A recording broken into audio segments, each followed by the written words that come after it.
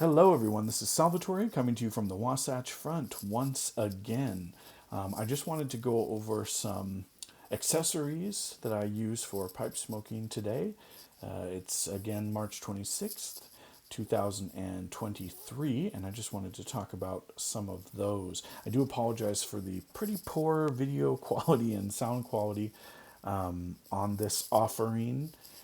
I just didn't have a chance to set up my good equipment. I actually have a condenser mic over there and a better camera that I could use. But as I've said on previous videos, sometimes I get the energy for these videos and the will to do them, and I just want to go before I get things set up. So in the future, I'll kind of have that set up and running, and then there won't be such a quality problem. And I'll probably want to redo some of these later on with better quality because I won't be satisfied.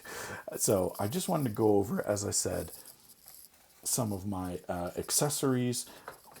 I think YouTube is such a great resource for especially nascent pipe smokers, people that are just getting going, and I want to be a good resource for anybody that's kind of getting into it. And I just love looking at what other people are doing, and so I wanted to show some of those myself. Now, tobacco and preparing tobacco, rubbing out tobacco, preparing it to be smoked can be kind of a messy business.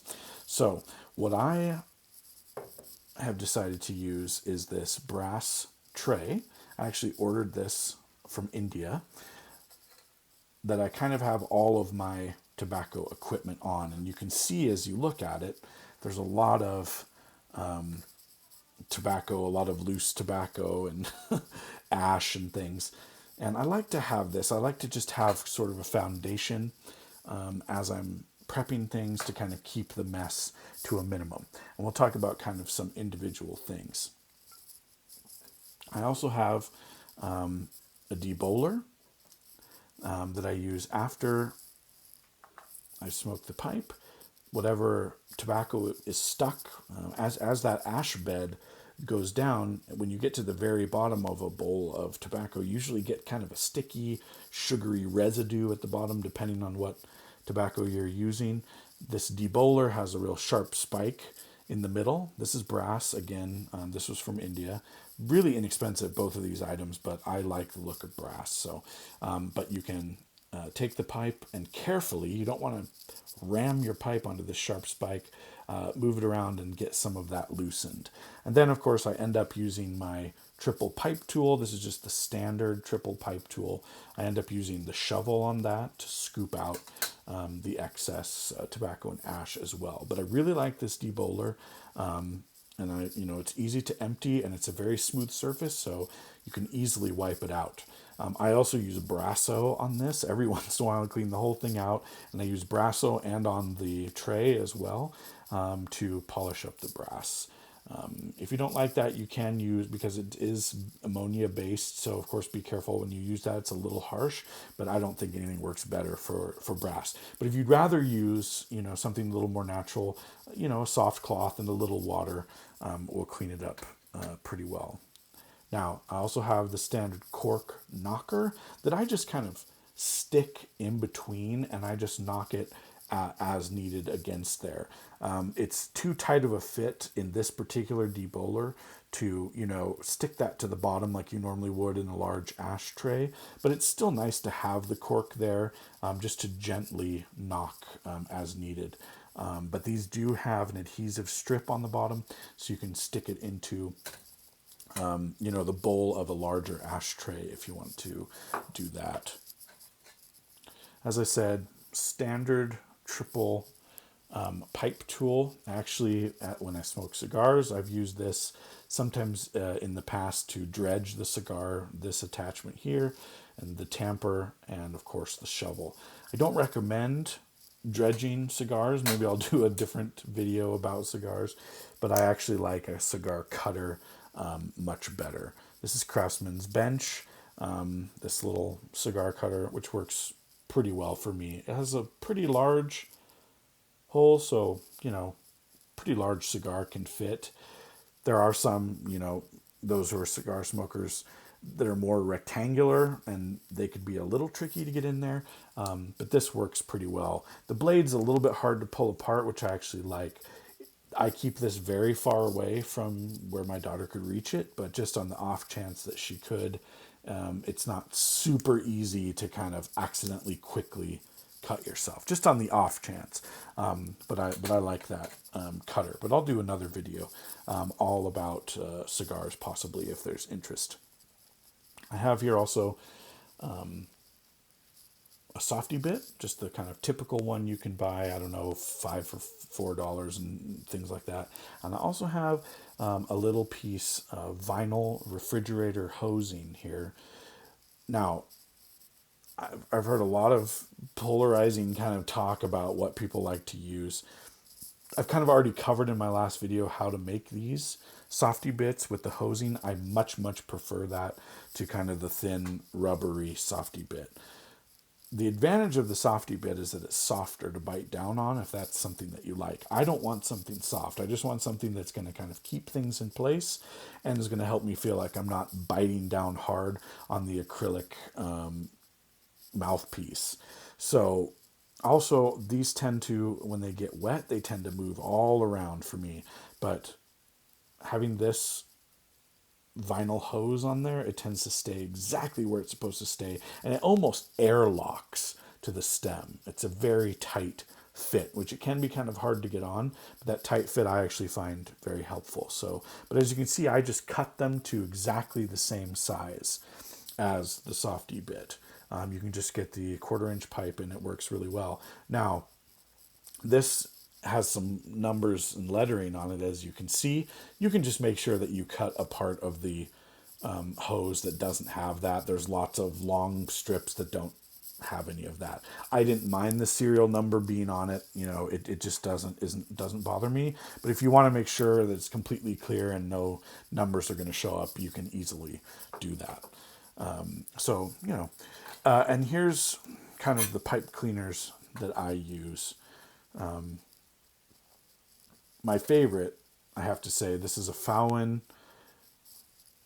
Churchwarden pipe cleaner. This has a real thick wire in the middle.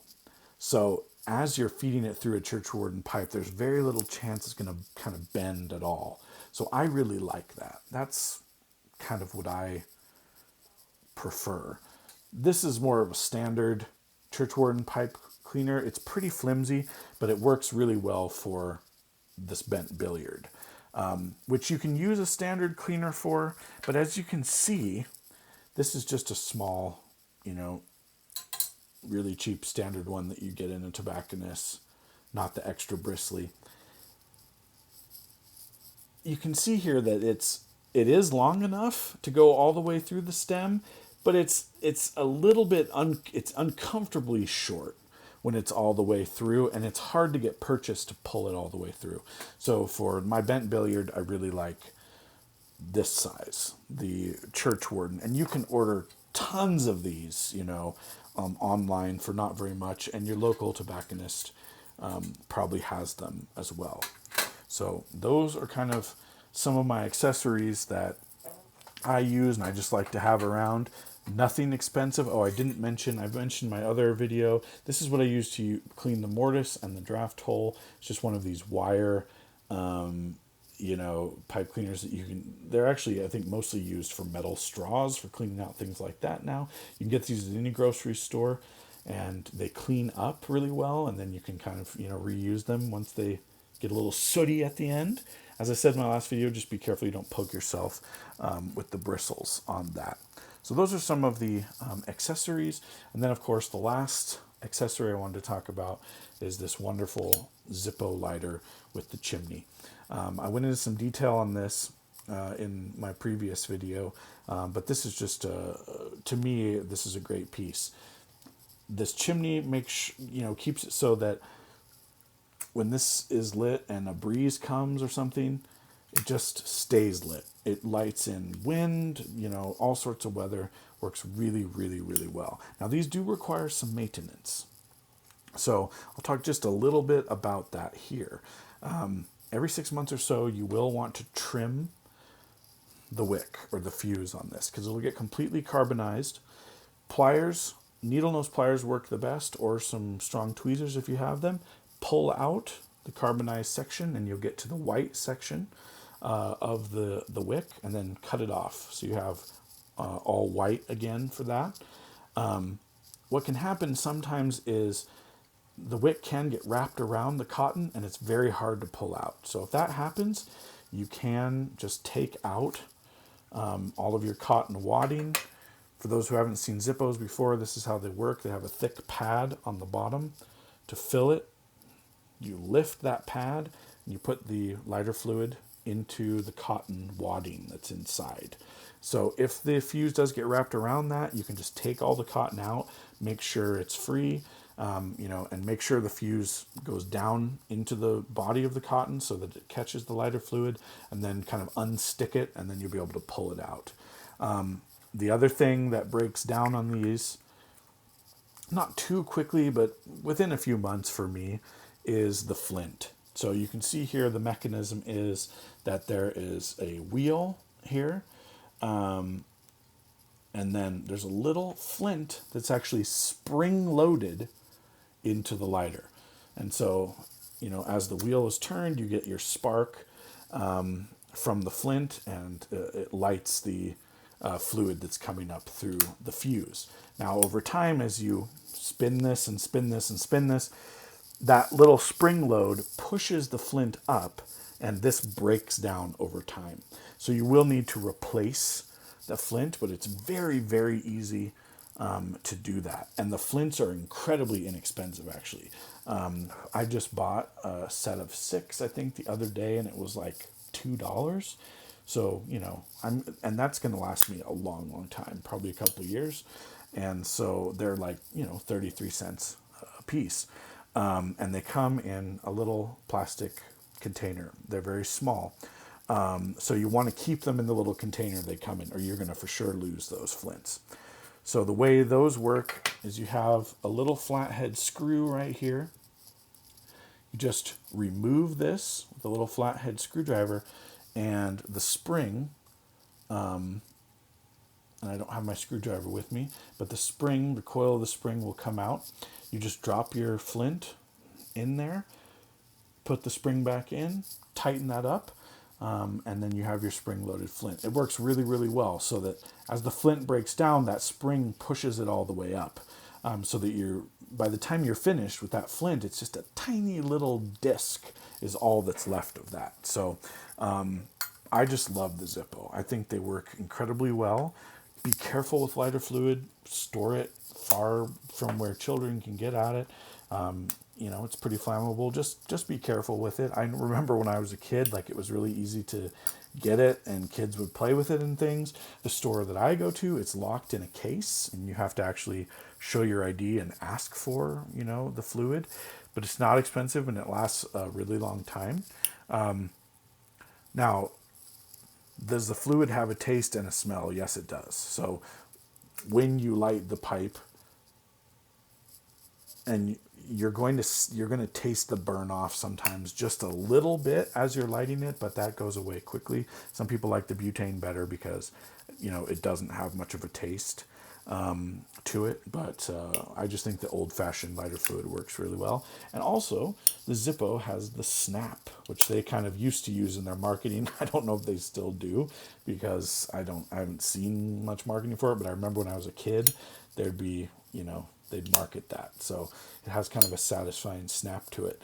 I know some people can use their thumb and kind of just do it straight like that. I have trouble with that. So I kind of hold it flat to my palm and snap it like that, but whatever works for you. So that's the Zippo with the pipe insert chimney. As they come with cigarette lighters, you'll see this part is actually closed and the flame is meant to come out the top. But the way the Zippo with the insert works, it's meant to be held to the side like that. So I'll just kind of show how that looks, held to the side. And then as you light it, the flame just kind of goes down. Hobbiton Piper has a great video on lighters, the different varieties. There's such a great community on YouTube of pipe smokers. So go to Hobbiton Piper's video on all the different kind of lighters. He talks in even more detail about the Zippo and the other lighters that he likes. But for me, this is kind of what I found.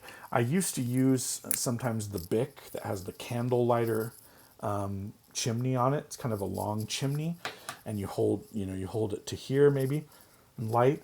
I find that flame is a bit too soft. It just isn't quite hot enough. With the Zippo, you just get a bigger, hotter flame that to me makes it easier, because you're wanting the flame to just dip down into into the tobacco and create that ash bed for you. And if you have something really, really soft and small, I just find it hard to get a good layer. So I just find it's faster and quicker, to use the Zippo. It just lights up better for me. Some people might like the really soft flame. Maybe you have more control that way, but I like this better. I wouldn't recommend using a butane jet lighter, because I think you're probably going to char your briar. But I know people use them. I use them for cigars. They work really, really well for that. So I recommend them for cigars, because you can burn off your end of the cigar, and you can keep it lit, light it quickly, and it burns hot. But I wouldn't want it anywhere near, especially my Savinelli that I love. I would not want that really hot, fast flame anywhere near the briar. So those are some of my accessories. Just for those that are starting out, I've found it's helpful to have these kind of videos. Any questions, you can put it in the comments, and I'd be happy to do some more detail on any of that. Thanks so much for listening.